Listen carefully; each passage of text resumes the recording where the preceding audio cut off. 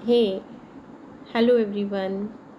सो आज मेरे माइंड में एक विचार आया। जैसे बहुत बार ऐसा होता है ना, हम बोलते हैं कि हमारे भाग्य में जो है वो तो हमें मिलेगा ही, तो फिर कर्म करने की क्या ज़रूरत है।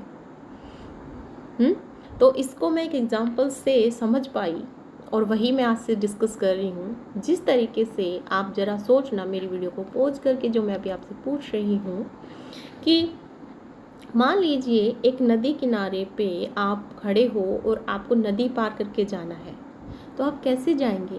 3 रास्ते रहेंगे। या तो आपको अगर स्विमिंग आती है तो आप स्विम करके जाएंगे, पानी बहुत गहरा अगर नहीं है तो आप चलकर जा सकते हो, और अगर पानी गहरा है तो आप बोट से जा सकते हो।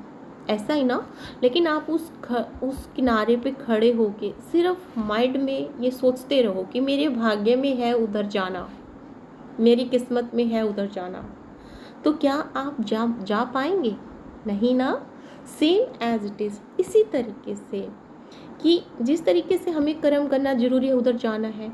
अब इस चीज़ को मैंने कैसे जोड़ा, मेरे साथ अभी अभी एक प्रैक्टिकल ही कुछ चीज़ें घटित हुई, जिसमें क्या था, जैसे कि अभी नवरात्रे चले हुए हैं तो सब कर्म कांड पूजा पाठ पता नहीं बहुत सी चीज़ें होती हैं जो लोग करते हैं। और उससे पहले जैसे श्राद्ध चल रहे थे, तो उस दौरान भी मैंने देखा लोग पंडितों को जो है दान करते हैं, खाना खिलाते हैं, उनके घर दे के आते हैं, और भी कई सारी रस्में जो कि मुझे तो मैं क्या ही बोलूँ। कई बार मैं सोचने पे मजबूर हो जाती हूँ कि अगर जैसे बोलते हैं ना कि वो लोग स्वर्गवासी हो गए, अगर स्वर्ग के ही वासी हो गए तो उनको कमी किस चीज़ की है। और अगर वो स्वर्गवासी नहीं भी हुए तो क्या हम जो पंडितों को खिला रहे हैं, खाना दान पानी जो भी दे रहे हैं, तो क्या वो उन लोगों तक पहुंच रहा भी है? क्या वो पहुंचता है ऐसे? तो मुझे क्या लगता है, मेरी थॉट क्या है इस चीज़ के रिगार्डिंग कि इससे बेटर है किसी भूखे को खाना खिलाओ। उसका पंडित होना ही तो ज़रूरी नहीं है ना।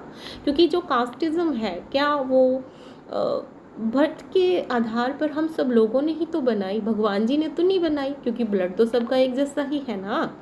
और दूसरी चीज़ है कि जब लोग कहते हैं ना कि पूजा करो, उसके अंदर ये विधियां हैं, ये चीज़ें करनी हैं। अब मैंने इस चीज़ को उस चीज़ से जोड़ के देखा कि अगर मैं नदी के इस किनारे पे बैठी पूजा पाठ विधि विधान सब कुछ करती रहूं और ये बोलूं कि मैं उस पार चली जाऊं, तो क्या वो पूजा से, उन यज्ञ हवन कुंड से क्या मैं उस पार चली जाऊंगी?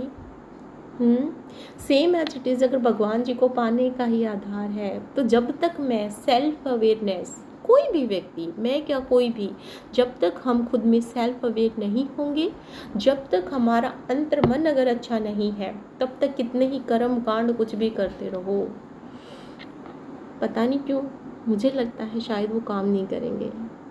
ये मेरी सोच है, सबकी अलग हो सकती है। तो मैंने सिर्फ आपसे अपने मन के विचार शेयर करे, जो मन में आते हैं वो शेयर करी। आप इस पे ज़रूर कमेंट करना, और अगर आपको पसंद आए तो सब्सक्राइब शेयर और लाइक करना ना भूलिएगा। Okay, thank you so much. नमस्कार सभी को, बाय बाय।